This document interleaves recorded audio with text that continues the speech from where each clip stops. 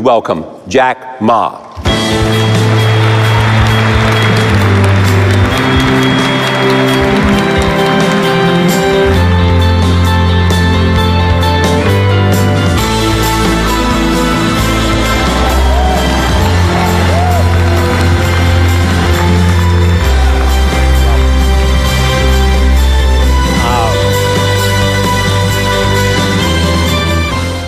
Nice crowd. Thank you. What brings you to Detroit? The small business, the entrepreneurs. I think I've been expecting this day for a long, long time. When I started my business, I tried to sell my products, ideas, and to the outside the world. Especially, I have a lot of friends who do import-export. They're all small business. 10 years ago, they could not go because they don't have visa, they don't have money, they don't have this and don't have that. And I said, someday I hope Alibaba can build up a platform that all the small business can sell across board easily, efficiently, and cheaply. So after 10 years, things like that, we just started. So you hope that they take away from this meeting an idea that there's this huge market in China. Yeah. And people who want to buy what they sell. Yep. I hope that, as I say, in the past 30 years, USA domestic consumption was the engine of global economy. And I told the people at that time, I say, if you miss the opportunity of selling your products to the world, to the USA, to the Europe, you may miss the chance. And today I want to tell the people that if you miss the opportunity of selling your products to China, you will miss the opportunity, you will miss the future. Next year, China will be a larger market than all other markets combined. The single biggest market in the world. But you said an interesting thing to me as we talked. You said, I want everybody in this room to know that if I can do it, they can do it. Yeah, when I started my business in 1995, it was very difficult. I had an idea. I invited 24 of my friends in my apartment because that year I went to Seattle, my first trip to the USA. In Seattle, I discovered internet. And I think this thing in the future may change the world. So Tell me about the encounter with the internet when you first saw it. Yeah, I went to the Seattle, and a friend of mine, he had a small office with like 4 or 5 computers. I never touched computer in my life before because computer was so expensive to me and so complicated. But my friend said, this is internet. Just to type in whatever word you want to type. I said, no, too expensive. I don't know which one to do. Even now, I don't know how a computer works. So he said, Jack, it's not a bomb, just to type whatever. So the first word I typed in was beer. B-E-R, beer. I don't drink, I don't know why I typed beer. I found American beer, German beer, Japanese beer, no China. So I typed the word China. There's no information about China. So I say, what if we can make some China information on the internet? Let people know about China. So that was the idea. So I came back to China and say, I want to resign from my school. You were a teacher? I was a teacher. I've been teaching in the university for 6 years. So I said, I want to do it. I invite 24 of my friends to my apartment. After 2 hours of explaining what I'm going to do, internet. And 23 of them say, forget it. He said, this thing never worked because there's no such thing called internet in the world. You know nothing about a computer, so why you want to do this? And only one people, he said, Jack, if you want to try it, just to try it. But if there's something wrong, just come back. And after a whole night thinking, I say, I still want to do it. Because most of the people, they have a fancy ideas in the evening, but in the day, when they wake up in the evening or in the morning, they go back to do the same job. we have to do something different. So from there, I started my business borrowing $2,000 from my relatives and friends. So that was my trip. I call myself like a blind man riding on the back of blind tigers. And those people who are expert of riding horses, they all fall down, and I'm still surviving. Was that the beginning of Alibaba? That's the beginning of China Pages. Alibaba was 1999. Since 1995, I started business. I almost failed every project, never survived. So 1995, I got an idea saying, if China is going to join WTO, a lot of Chinese products is going to sell across the board.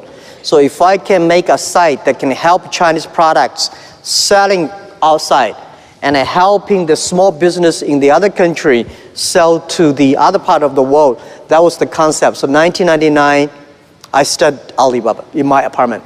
You have said to me before also that in your mind, 1, 2, 3 is customer, yep, employee, and shareholder. Shareholder. Yeah. So when you tried to borrow that $2,000, you didn't tell that person that he was number 3. Well, the $2,000 was from my relatives, my parents, and all of friends I got $2,000. But when I raised my money for IPO, even for the when Alibaba IPO in the New York Stock Exchange, we raised $20 billion. I told the investors, we've been believing customer number 1, employee number 2, shareholder number 3. And people say this is against our American investor philosophy. I remember one of the investors said, hey, Jack, you know, if I know you are shareholder number 3, I would not have bought your stocks. I say, sir, please sell it. Because I believe there is so much money in the world, there is too much money in the world, but we only need the money who believe in our vision and mission.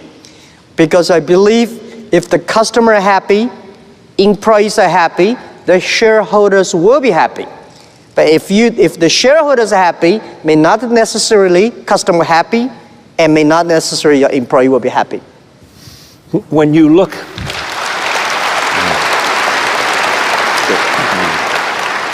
how important has 2 things, trust and culture, been? Well, trust is the most important thing, as we discussed this a few minutes ago. If people give me, when I had no money, because when Alibaba started, 18 founders in my apartment, I told everybody, say, put all your money savings on the table, leaving the money for 10 months food and room, rent yourself. The money you have put on the table, I want to gather the money, and nobody should borrow the money from parents. Nobody should borrow money from friends, because I don't want to make your parents and friends bankrupt because doing Alibaba. So 18 people, we gathered $50,000 US. We started Alibaba in my apartment. And those people, actually, none of us have money. But if somebody say, I give you $1 million US, and I give you trust, which one I would choose? I choose those people who give me the trust, because it's the trust that make us be united. It's the I think 18 founders, they trust me.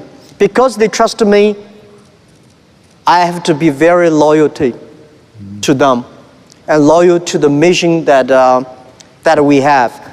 I think a lot of entrepreneurs know that I hate people work for me. I want people work for the mission that we agreed together. Because you don't want people work for me, because people like me, when I look further, this guy's handsome. When I get closer, he's so ugly. Everybody in the world is the same. You should not get closer. Further is good. So you think, oh, Jack is great, but if you get closer, not necessarily. I'll be angry, I'll be happy, unhappy. But when people trusting in you, that's the most valuable things.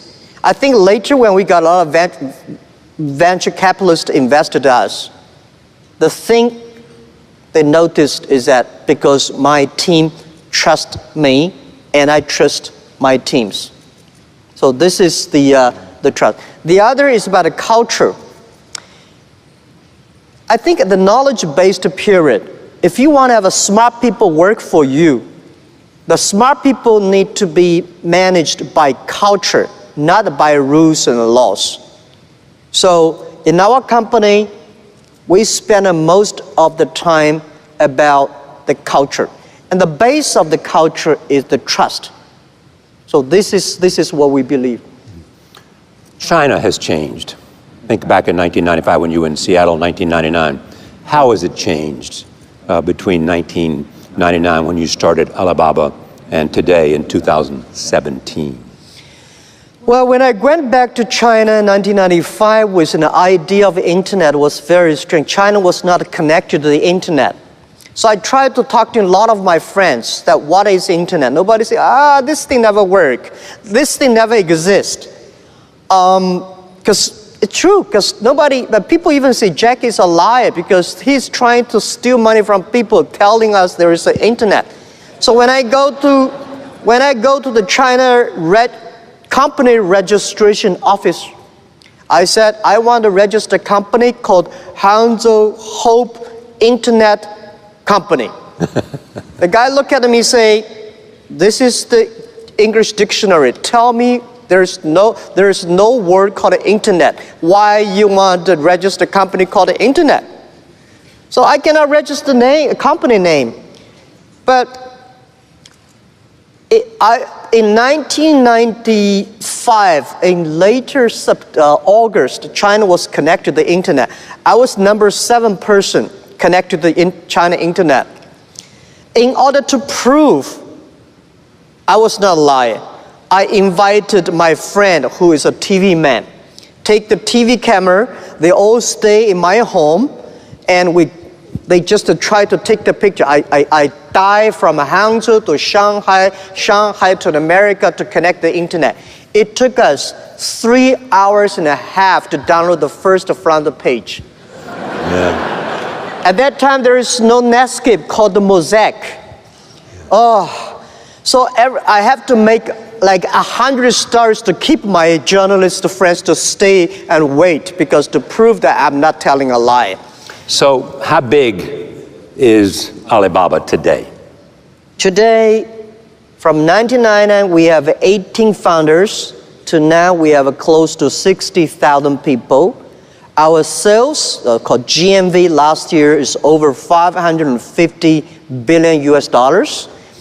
And it's just the beginning. We will probably go across 1 trillion US dollars in 3 years. In 3 years, so that's 3 years. 2020. That's the, no, I would say in 3 years is, 2020, that's the 20-year anniversary of Alibaba. This thing does not happen in 18 days or 20 days. When we started, year 2003, when I launched the Taobao and Tmall, was funny. We got 7 founders for Tmall or Taobao.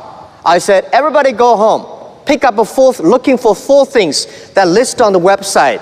So we see who will come to buy, how much things we can sell. So we went home. Everybody cannot find 4 things that in the home we can sell because we're too poor. So we gathered 21 products, we listed on the website, we waited for 3 days, nobody come to buy, and then the next week we start to buy and sell ourselves. For the first week, all the sales was among ourselves, and then another week later, somebody started testing sell. For almost 30 days, everything people sell, we all buy them. Mm-hmm. So we have a whole house of rubbish we bought online. Try to making sure that, so those guys who are able to sell say, oh wow, this thing really can sell things. Then more people start to come to sell, and then we serve better, and that comes. So from there to now, $550 billion. Market cap is what? Market cap, Joe, like 350 billion something, 360, billion something, yeah. Some people, when they think about getting on the internet and trying to reach foreign markets, whether it's China or India or somewhere else, worry about counterfeiting. They worry about fake products, underselling them when they're not the real thing. How do you deal with that? How do you reassure them? Like any entrepreneur, when you start a business, you start to worry, and people around you worry much more than you do. When I started Alibaba, my parents worry, my wife worry, my friends worry, my teachers worry, my students worry, everybody worry. And they worry about a lot of things. The only thing that I worry is that I should not disappoint the people who believe in me. And when we started the Alibaba, we have a lot of things people worry. Well, you know, when we started Alibaba, say, hey, you don't have a payment. You don't have a trust. People do not believe in online. They believe in face-to-face meeting. And the government does not support internet. Nobody supports e-commerce. How could you do it? I think as an entrepreneur, if everything is ready, that does not need you. Because nothing is ready, that needs entrepreneurship. For counterfeit things, of course, there are a lot at the beginning, but you have to fix it. So in the past 15 years, we spent a lot of time because you have to making sure the customer feels safe, happy, the brand feels happy. Your reputation is the best. Your reputation is the best. Otherwise, people say, I sell on the site and my things were copied and stolen. So we using a lot of ways to do that. Today, more than 100,000 brands partner with us. And I think we are today, I assure all the SMEs here, we are the company online today, the leader on anti-counterfeit and IP protection. Because we know there are three things that would make our site die. Three things that would be the cancer of our business: counterfeit, IP, and cheating. So, a lot of things to worry about doing business. We also worry about people cannot receive money. If you sell things, nobody will. If you cannot receive the money, you'll be cheated. So we're using Alipay, we're using all the ways we do to try to making sure that SME can easily sell, easily receive the money, and customer service is good. When you created Alibaba, there were three things you said about it. I want to talk about the comparison with Amazon. You said it'll be asset light. You said it'll be a platform, not a retailer, difference from Amazon. And you said it would play on the world stage. Why did you decide to go that direction? A transactional company. Okay, I think the difference, Amazon is a great company. They did a fantastic job in America and the world, but they are e-commerce company. We're not an e-commerce company. We help others to become e-commerce. We believe every company can be Amazon. We try to empower the small business, a marketplace, they can reach their customers. We try to empower the companies with the logistics so they can deliver things quickly and cost effectively. We try to empower every small business. When they do e-commerce, they can easily receive the money. And this is all about, and we know that this company we made so much money in the past years. But we think this is all because of small business. And the money we made, we want to ensure that we want to build up an infrastructure of commerce.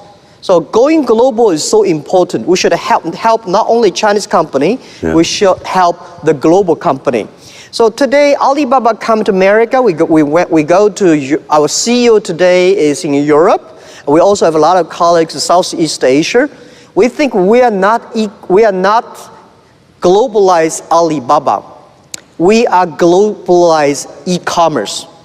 We try to making sure e-commerce infrastructure, the payment, the marketplaces, and the logistic can making sure everybody today can compete with Amazon, Microsoft, IBM. This is what we want. You've also been involved in, you made some really important acquisitions along the way. Where do you see Alibaba going over the next 10 years? You're already in Hollywood. Yep. You're in the cloud. I mean, you're doing things that are beyond the transactional basis of your business. We doing business, we go from marketplaces to payment to logistic and to cloud, not because we think there's money there. We believe when we build the marketplaces, if we don't have the payment solutions, our customers cannot do transactions. When we have the payment, we know if we don't have logistic, they cannot finish the transactions. And when we have a lot of transactions, we say if we don't have cloud computing, the cost of IT for our customers is too expensive. So we do all these things not because we think there's money there, because we know if we don't do that, our customer cannot finish their job, their work. Our mission is helping doing business easier. So our company must be a mission and vision driven. Why we are on the Hollywood, I mean the entertainment? Because we think 10, 20 years later, we have to know one thing. The world and everybody, no matter how rich you are, you want to be, or how successful you are, or unsuccessful you are, the most important thing is happy and healthy, which called a double H strategy. Healthy and happy. Yeah, so now in this next 10 years, we are very confident about everything we are doing. Our marketplaces, e-commerce will keep on growing. Our financing will keep on growing. Logistics will keep on growing. A cloud computer will keep growing. And then when we have that much money, how can we help the small business when they do business? Their business are happier and healthier. So that's why, so we do not think we are a company. We think we are economy.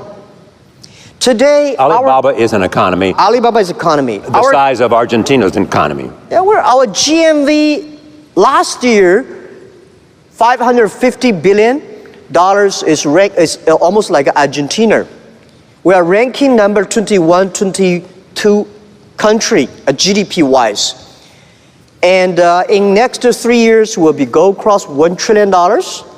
And we hope in 20 years, by year 2036, we will be the 5th largest economy of the world. That is America, China, Europe, Japan, and there is economy. We believe that economy, there will be a virtual economy that every small business of the world can leverage that economy. They can sell their products across the world. Every consumer of every country, they can buy things through their mobile phone or any device through all over the world. Everything they place on the line, within 72 hours, they will receive it. So this is our vision. Of course, Alibaba does not own that economy. We want to join the force with all the partners to build that economy. So it's never crossed your mind that maybe we should own a lot of assets, that we should have an inventory, that we should engage somehow beyond what we do in terms of making things? Now, I think whether we should have inventory or not inventory depends on whether our customer need it. If our customers say, Jack, you should build more warehouses, we build warehouses. If our partner does not have the capability of doing things, our business need it, we do it. We do it not because, we do it not because there's money. Yeah. We do it because it is necessary. Do your competitors primarily come from China? Tencent, the others? No, I think... Who do you see as your competitor? Who do you see as our competitor? I don't know. I don't know. Yeah, we have competed with Tencent here, we competed with Amazon there, we competed, but to me, I think it's too early. Next 30 years, internet is good, e-commerce is going to change the world. So it's like, I've been saying this to my team since when we were in the apartment. When we were in the apartment, I say, guys, in next 10 years, in the future, Alibaba will be the top 10 websites of the world. And my founders look at me and say, what does number 10 mean? Today we are ranking like a 500 million something at the back. Yeah. But you have to believe it. And then I told the team that internet is like 10,000 meters running racing. We just finished the first 100 meters yet. Do not think the people beside you is a competitor. Running for another 3,000 meters, then you know who is a competitor. We are good today. We may not be good if we lose our hope, if we lose our vision. You lose your culture. If we lose our culture and team, we're nothing. Most of the companies, they were so good. When Netscape was so good, we never thought it would disappear. Yahoo was good. We never thought like it today. So don't believe you'll be good all the time. Be paranoid. Yeah. What was it Andy Grove said? You know, yeah. Only the paranoid survive. So I think it's honest as the entrepreneurs, do not think your neighbor Tom is a competitor. I think, look at the thing you do is do not focus your eyes on the competitor. As you are too small to focus yourself on your neighbor or the competitor. Focus your customers. Make your customer happy is important. Most of the big companies, when they talk our competitors. I think my suggestion one day, giving you guys when you go become bigger, when it comes to China, most of the American companies, internet companies failed in China. One of the reasons is that they spend too much time on making their boss happy rather than their customer happy. They spend too much time on competing, not long-term strategy. So as the entrepreneur, the always number one priority is customer and employee. What's your role at the company? You've given up the CEO position to Michael Evans. You are still the face of Alibaba. You're traveling the globe all the time, preaching the Alibaba story. You are the visionary. You are the one who thinks about where Alibaba might be. How do you define your role today? I have 3 things to do. When I retired from CEO position, I told my CEO and teams, I promise when I'm a chairman, I'm still learning to be a chairman. I thought I would become a chairman when a company is big. I should have more free time, play golf on the beaches. But I found, oh my God, I fly 870 hours in the air last year, and this year 1,000 hours in the air. 3 things. The first thing I would do is I would making sure our company is a mission-driven company. Mission and a vision-driven company. We have to making sure the whole company believing we are building up an economy that can empower every small business. Young people, women, they can easily do business through internet. This is number 1. So I'm talking to everybody. Everybody in the company I meet. I remember there is a guy called David Wong. That was early days when I came to America. I talked about the internet, about a value mission of the company. This guy sitting there, he was working for Fortune 500. He said, Jack is a crazy guy. How could you, a company has no business model, no money, and talk about the mission, vision, and value. I say, David, come to my company.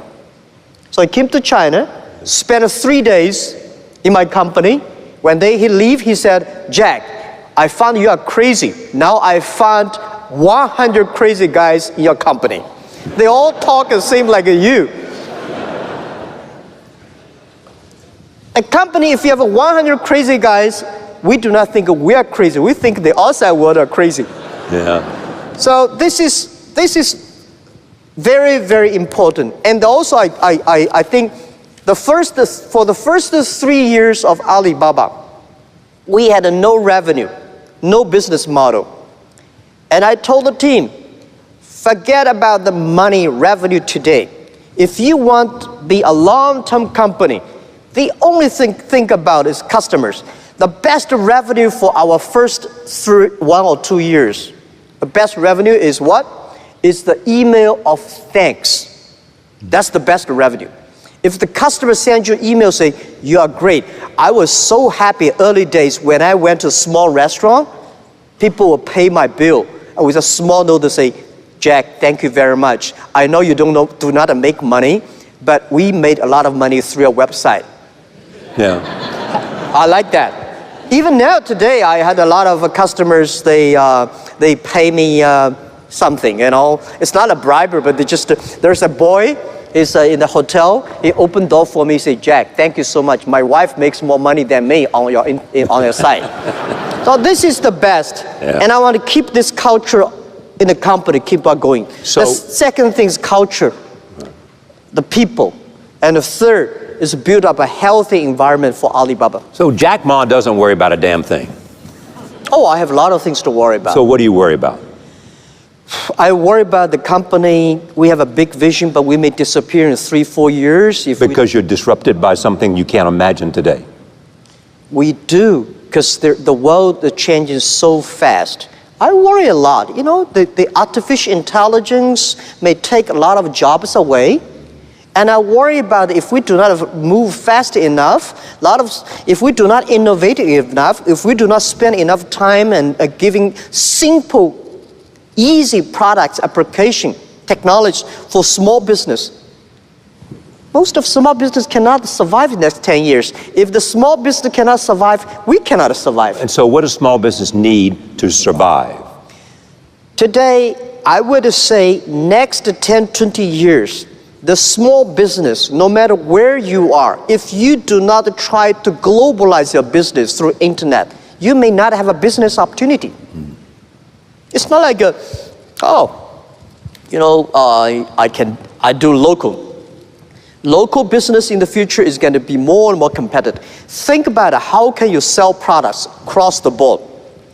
Your products, your chocolate, people in your village already know about the town in your village. But the people in China, they never know. They love these things. So think about it, how can you sell your products across the board? This is, I think, can face. Yeah, I mean, you gave a speech in which you talked about the warning for decades of pain unless you recognized the coming advent of artificial intelligence, robots, and a whole range of things that could challenge how you had been doing business in the past. Yeah. You also have mentioned retirement. Yep. Jack Ma at what? At 50-something. Yep. Thinking about retirement? Yeah, I'm preparing, because I tell you... You said you've been preparing since you were 40. Yeah. To think about retirement. When I leave university, I was 30 years old. Yeah. And my president of my university said, Jack, one day you want to come back? Anytime, you're welcome. I said, President, I will not come back in 10 years. So I thought when I'm 40, I can go back to teach. But when I'm 40, oh my God, life was so tough, so tough. My company almost in big trouble. So I said, I should not leave. And then I say, when I'm 45, I should retire. When I'm 45, I cannot stop it. And then I start to prepare, say, people say, Jack, you are the next Bill Gates. I say, I cannot compete with Bill Gates, but I can compete with Bill Gates who can retire earlier. And I can compete with him who can empower the more small business. So year 2012, I retired from the CEO.